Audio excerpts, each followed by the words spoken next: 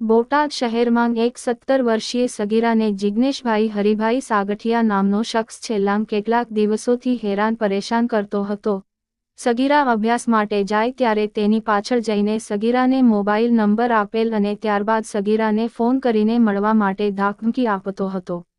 ત્યારે ગત તારીખ 30 નવેમ્બર 24ના રોજ સગીરાને ફોન કરીને ધમકી આપીને મળવા બોલાવેલ અને ત્યારબાદ શહેરમાં આવેલ એક ગેસ્ટ હાઉસમાં લઈ ગયેલ અને ગેસ્ટ હાઉસમાં ધમકી આપી સગીરા સાથે દુષ્કર્મ કર્યું હતું।